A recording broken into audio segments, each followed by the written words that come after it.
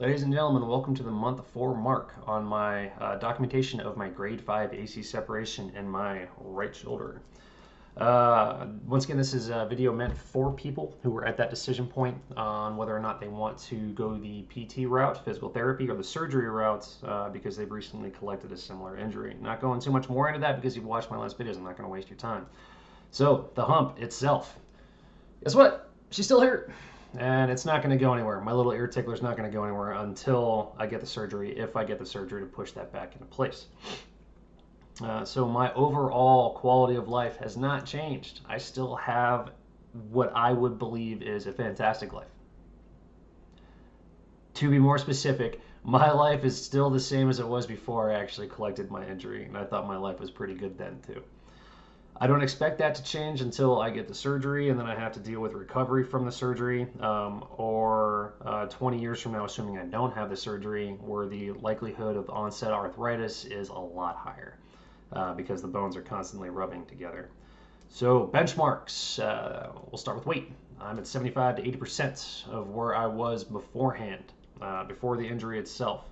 I truly believe that the decision that I made that I posed in my last video, going back to low weight but high repetitions, was the correct choice because I'm at a faster recovery rate. I spend more time in the gym, but it's worth it. It works out the muscles and it's getting me back to where I want to be.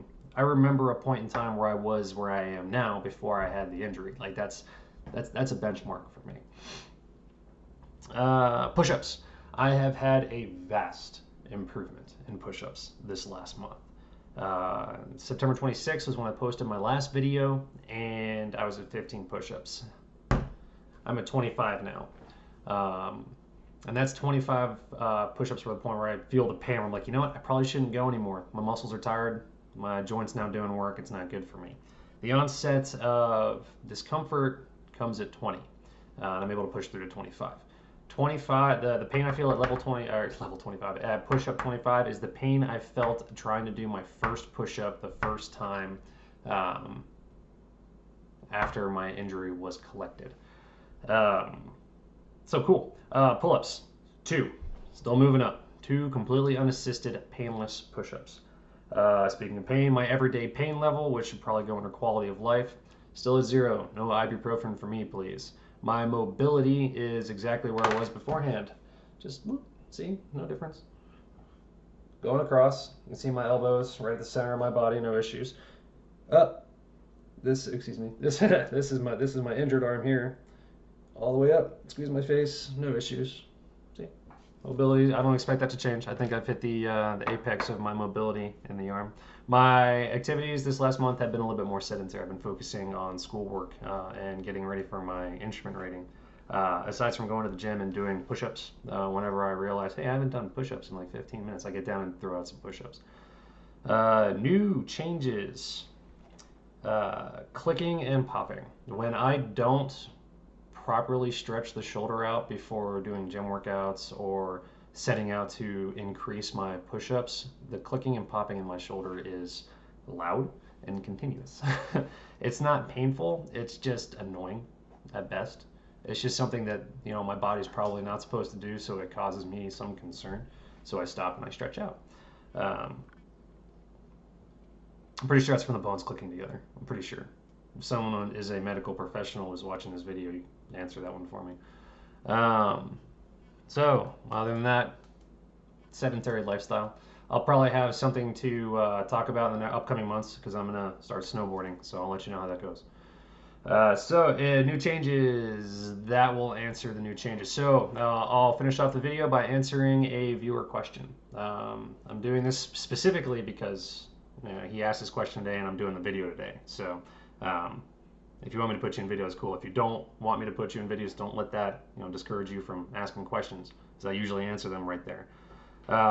Kamal, my dude. Let me bring up your question real quick. No, stop. All right. So, you gain full range of motion, but your doc told you not to lift weights for life. You feel devastated. The way your doctor has presented this to you, man, I would feel devastated too. But here's the reality of your situation. You don't need to feel devastated. because what your doc told you, you're gonna talk to another. You should talk to another doctor, and that doctor's gonna tell you something different. I'm willing to believe that. If it's an orthopedic surgeon who specializes in this type of injury, that doctor's gonna tell you something different. Always get a second opinion. Always, always, always get a second opinion. And here's why. Because I talked with 3 orthopedic surgeons who offered me 3 different diagnoses and 3 different solutions.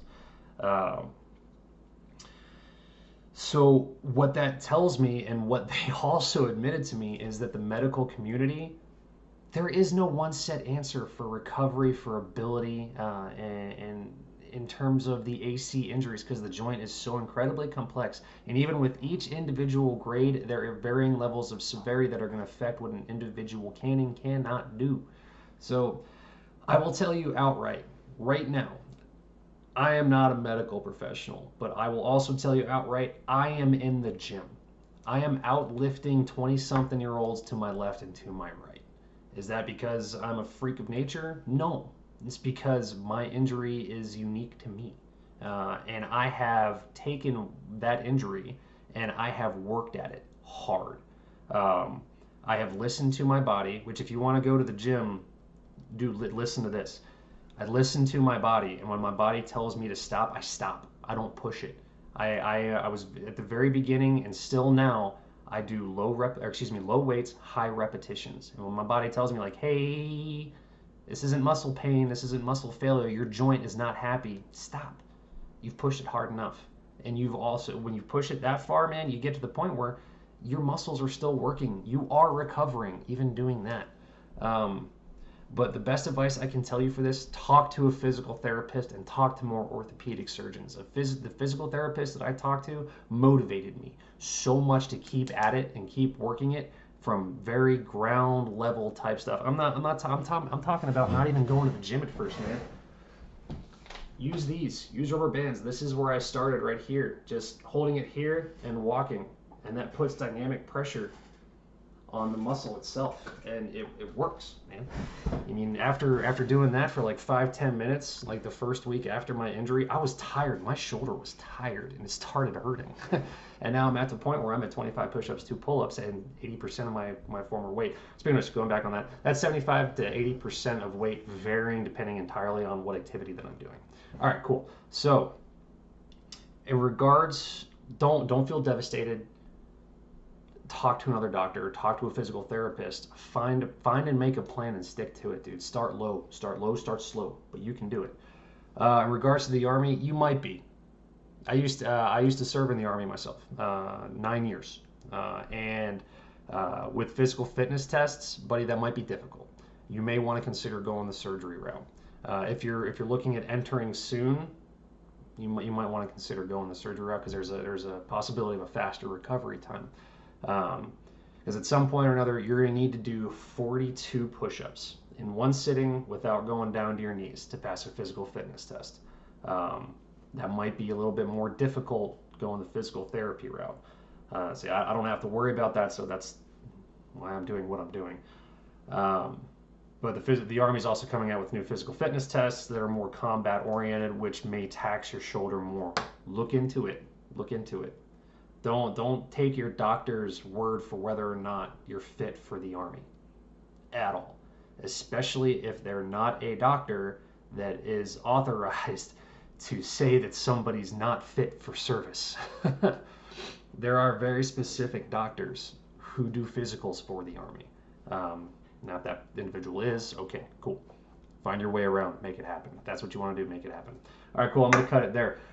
If anybody has any questions in regards to their specific injury that I am not talking about with mine, send me a question. I'm more than happy to answer those specifically.